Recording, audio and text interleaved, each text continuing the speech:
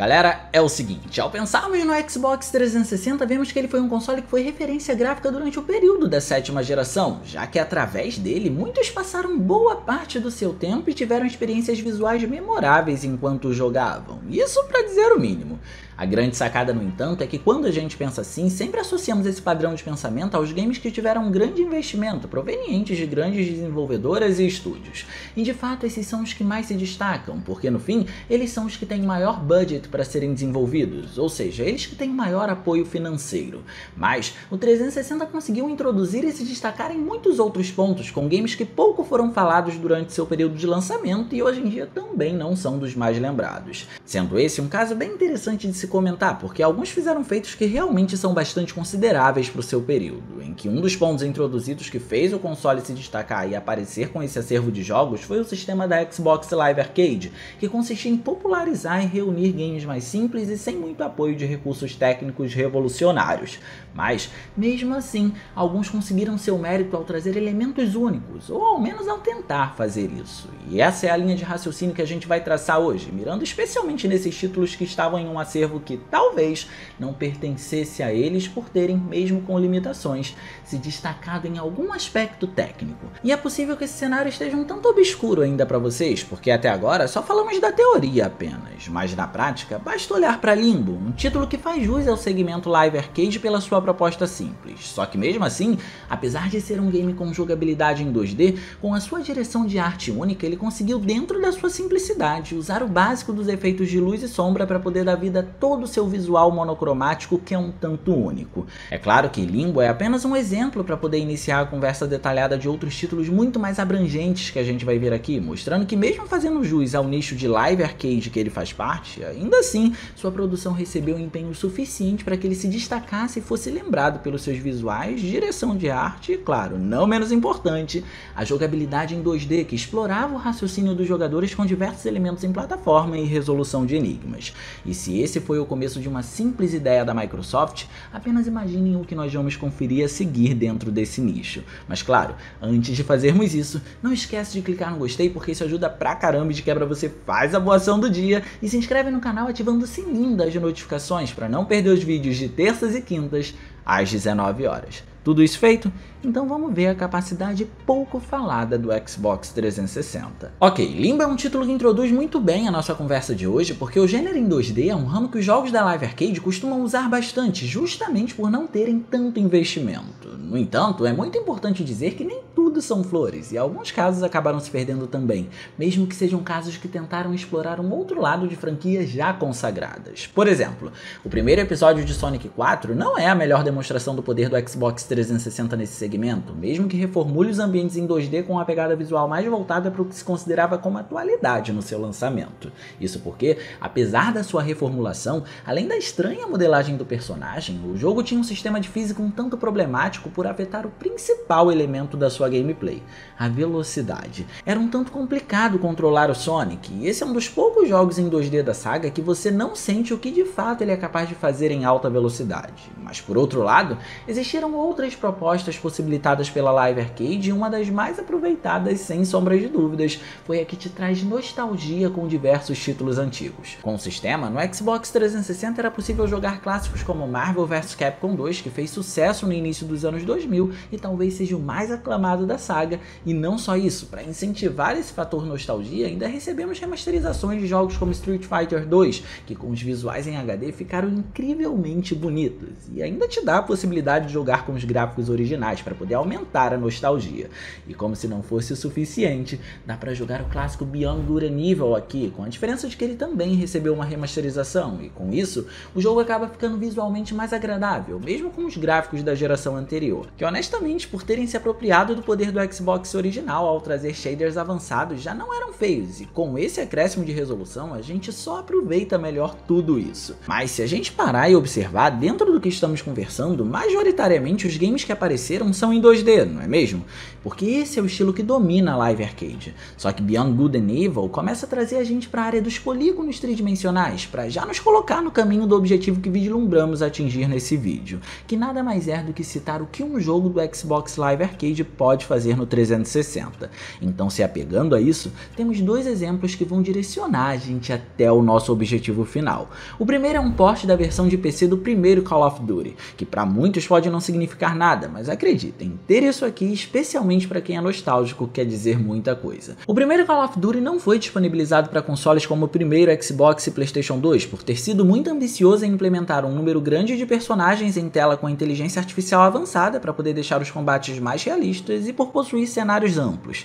A versão dos consoles teve uma produção diferente, com diversos cortes técnicos nesse sentido e um segmento de linha de narrativa também distinto. Por isso, encontrar o jogo aqui rodando em 720p nativa, em que o console se aproveita do fato dele ser antigo para aplicar um anti-serrilhamento aumentado em 4 vezes e deixar as bordas extremamente suaves com o recurso e assim os visuais bem consistentes também, acaba imprimindo para um console a experiência que um game de PC do gênero busca passar. É claro que ele não é o único a fazer algo assim, porque o segundo exemplo que a gente pode citar é Alan Wake American's Nightmare, que vocês já devem ter me ouvido falar dele por aqui por sinal. Mas é importante dizer que ele diminui um pouco sua resolução, operando em 1120 por 576 pixels, para dar conta dos visuais muito mais atuais do que os que vimos em Call of Duty, e entende a sua responsabilidade trazendo dois tipos de anti-serrilhamentos combinados para poder deixar os visuais bastante consistentes em função da baixa resolução.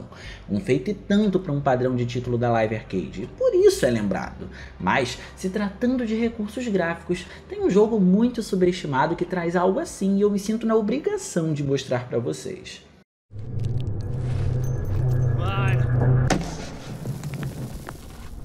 Water!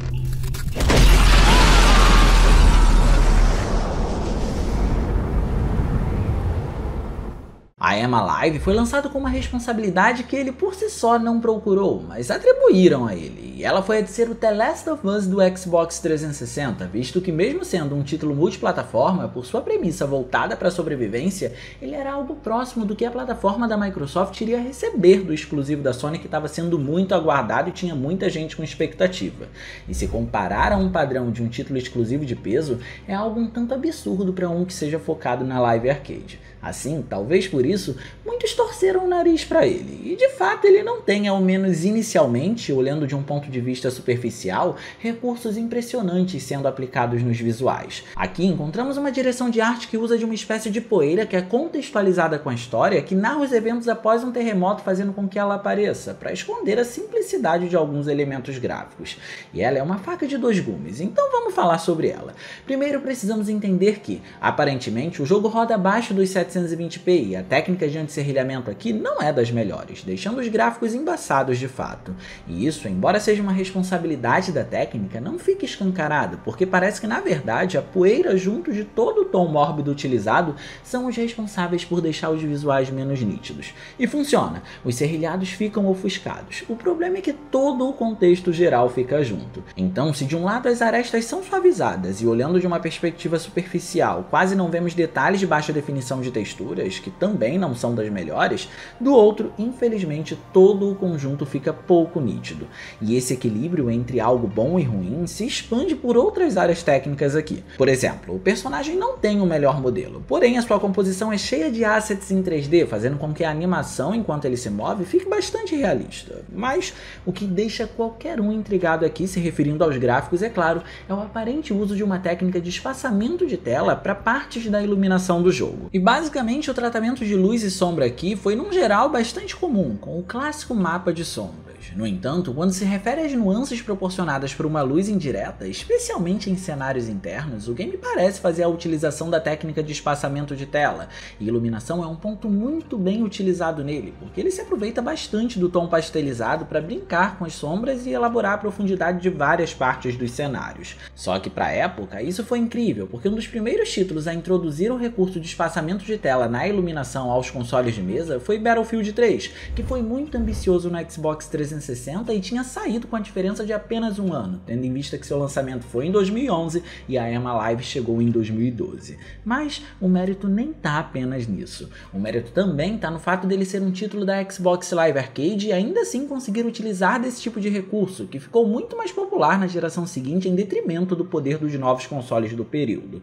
E não parou por aí, porque se tem um outro elemento ambicioso no jogo, é a inteligência artificial dos NPCs. No game nós encontramos uma premissa de de sobrevivência, só que todos são sobreviventes, então todo mundo vai agir como tal, e o comportamento de cada inimigo, que às vezes nem é necessariamente seu inimigo, varia de acordo com as condições em que eles se encontram ou de acordo com as suas ações. Por exemplo, você pode simplesmente empunhar uma arma para um inimigo sozinho, mas se fizer isso quando eles estiverem em bando, eles vão te emboscar, porque eles sabem que estão na vantagem. Enfim, a história é curta como a de um jogo da Live Arcade tende a ser, e por isso não foi tão bem explorada, mas considerando seu segmento, é incrível o que esse jogo faz e mesmo assim é tão subestimado. Mas de todas as formas, eu quero que você me conte aqui no campo dos comentários. Você chegou a jogar algum título da Live Arcade? Algum tem gráficos que te impressionam pelo seu tipo de segmento? Deixa aí que eu quero saber a sua opinião, beleza? E no mais eu vou ficando por aqui, eu espero muito que vocês tenham gostado desse vídeo. Se vocês gostaram, não se esqueçam de clicar no gostei, porque isso ajuda pra caramba e de quebra você faz a boa ação do dia. E se inscreve no canal ativando o sininho das notificações para não perder os vídeos de terças e quintas às 19 horas. Minhas redes sociais vão estar aparecendo por aqui, se vocês quiserem trocar uma ideia, sou todo ouvidos. Era isso, um grande abraço e a gente vai se ver na próxima.